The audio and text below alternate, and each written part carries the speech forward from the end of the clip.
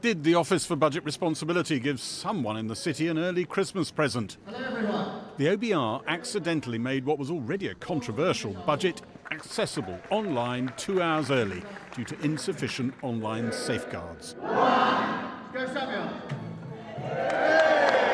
Inquiries are continuing into whether anyone made a fast buck on that failure last week.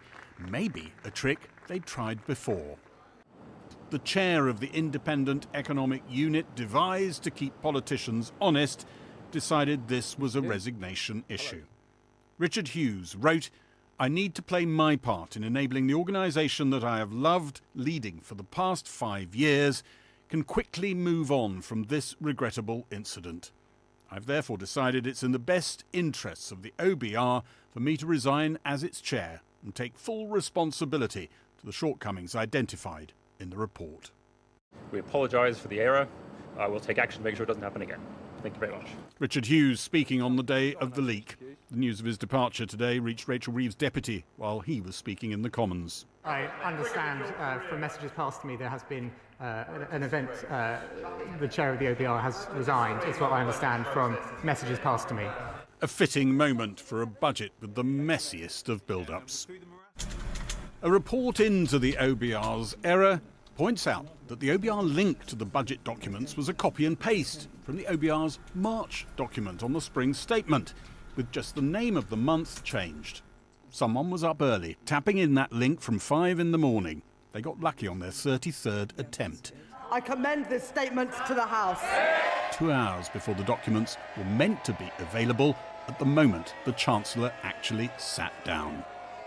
Investigators discovered someone got access to the spring statement in March earlier too, and investigations will now continue into what market-sensitive secrets may have got into some people's hands early. Personally, I serve day-to-day subject to the confidence of the Chancellor and the Treasury Committee.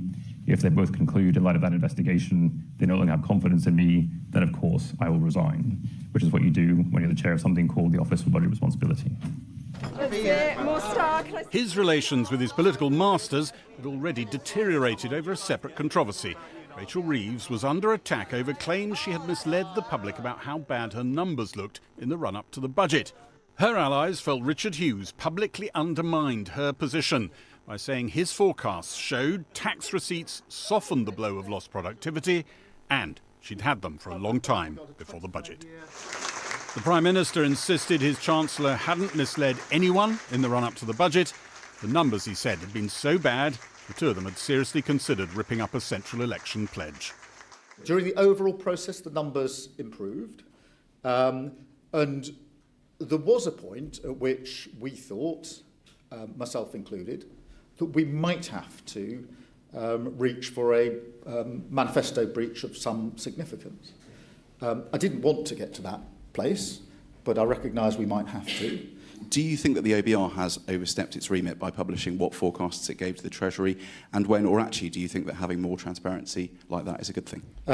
In relation to publishing the figures, look, that's a matter for Richard Hughes, I think, to explain rather than me. Good. No festive warmth extended to the man who resigned a few hours after those words. But the Prime Minister insisted he still thought the OBR was a vital institution that was integral to his ironclad fiscal rules. Well, earlier I spoke to the Scotland Secretary, Douglas Alexander, and I asked him when he and the Cabinet knew that there was a surplus rather than a black hole in the public finances. I can assure you that not only did I participate in the Cabinet meeting prior to the budget, but actually in my first Cabinet meeting after a gap of 15 years, I'm afraid to admit. The subject matter was the state of the British economy and the challenge of growth, where Rachel spoke at length in introducing the item. So there were a lot of formal discussions.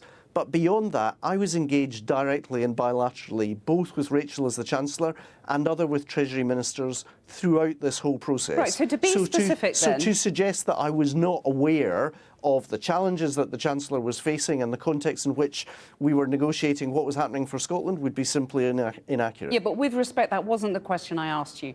I asked you about the £4.2 billion surplus. Now, the Cabinet met No, forgive on me, November the it's not 4th. a £4.2 billion surplus, Kath. What it was unallocated spending in the back year of the Parliament in 2030. Now, no responsible Chancellor, not least given what we've experienced in recent years, would suggest that that was a sustainable headroom when actually you're in a $2 trillion economy and you're wanting to make sure that we keep our economy resilient and strong. So, I accept what you're saying, but it's very no-choice decision to be made. Yeah, but it's very different from the £20 billion black hole, which was what was briefed out. So I wanted to ask you about the Cabinet meeting on November the 4th, which took place after Rachel Reeves' very gloomy press conference where she warned of a difficult budget.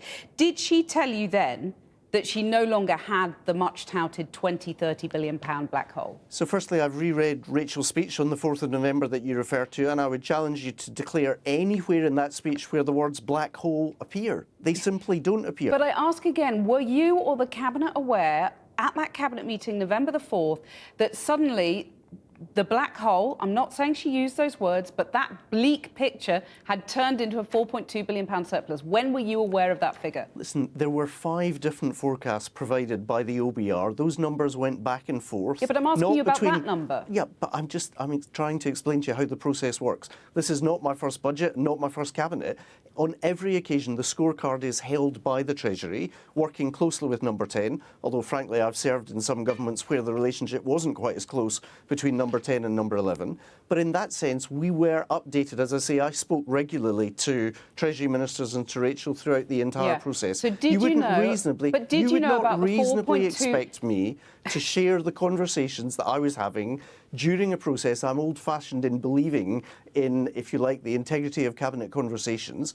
But you can rest assured that I was part of the conversations that were appropriate for me to be part of throughout the entire process. It seems very clear to me that you didn't know about that surplus figure at the time of that Cabinet meeting. And so I ask you, would you have liked to have known about that? And if you had, would you have suggested to her that perhaps she should call off the kite flying about income tax rises? Listen, you are always going to have politicians who are willing to brief the newspapers anonymously about how they could do the job differently or better than their colleagues. I'm not going to gainsay the choices that the Chancellor made, both because I'm not sharing with you what conversations I had, because that's not my style and I don't think it's appropriate, but also because I fundamentally agree that we should lift 450,000 kids out of poverty. I fundamentally agree that we should cut energy bills by £150. As a Scottish Secretary, I'm delighted that we've allocated an extra £820 million to back Scotland's public services as a result of the judgments that were made.